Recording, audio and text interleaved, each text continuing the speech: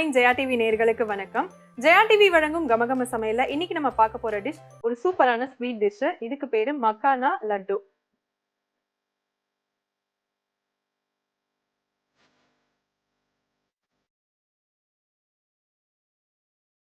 இந்த மக்கானா லட்டு செய்யறதுக்கு தேவையான பொருட்கள் என்ன அப்படின்னு பார்த்துட்டு வந்துடலாம்.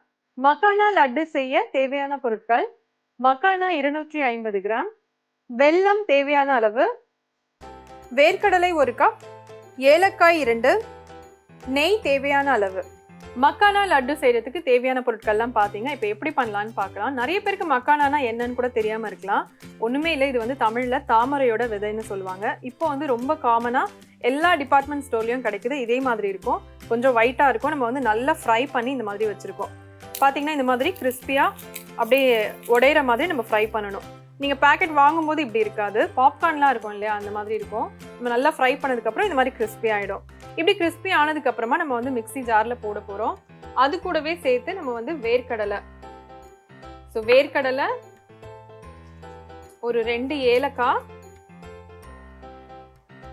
கூடவே வெல்லம். ரொம்பவே ஹெல்தியானது இந்த மக்கானா, அதாவது தாமரை விதை. இது வந்து பார்த்தீங்கன்னா நல்ல ஹை ஃபைபர் கண்டென்ட் இருக்கு நிறைய இதில். அது மட்டும் இல்லாமல் வெறும் இப்படி தான் பண்ணணுமான்னு இல்லை, இதில் வந்து நீங்கள் நிறைய விதமான டிஷ்ஷஸ் பண்ணலாம்.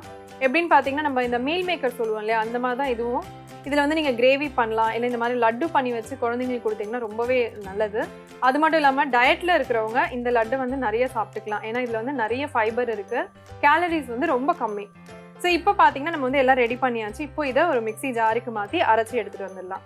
மக்கானா லட்டுக்கு சூப்பராக அரைச்சி எடுத்துகிட்டு வந்தாச்சு. பார்த்தீங்கன்னா இந்த மாதிரி இருக்குது. இதில் வந்து நீங்கள் தேங்காய் கூட சேர்த்துக்கலாம், கொப்பரை தேங்காய் சேர்த்தா இன்னுமே சூப்பராக இருக்கும். ஸோ அடுத்தது பார்த்தீங்கன்னா இதில் இந்த மாதிரி நெய்யை வந்து உருக்கி வச்சுருக்கோம். நெய் கொஞ்சம் சேர்த்து நல்லா மிக்ஸ் பண்ணிக்கலாம். நெய்க்கு பதிலாக நீங்கள் வந்து பால் தெளித்து கூட லட்டு பிடிக்கலாம். பட் பால் தெளிக்கும் போது ஒரு நாள் மட்டும்தான் நல்லாயிருக்கும்.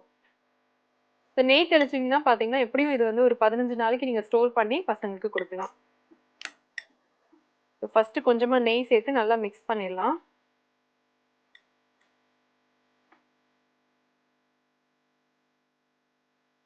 இப்போ இதில் கொஞ்சம் கொஞ்சமாக நெய் விட்டு லட்டு பிடிச்சிக்கலாம்.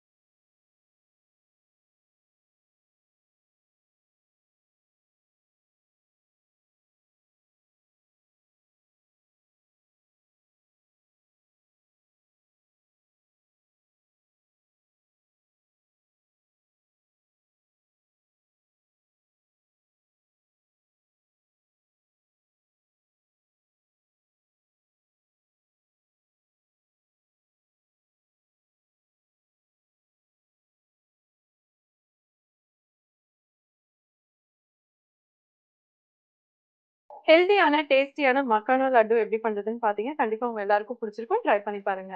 இதே மாதிரி இன்னொரு எபிசோட்ல நான் உங்களை மறுபடியும் மீட் பண்றேன். அது வரைக்கும் tata bye bye from Suja.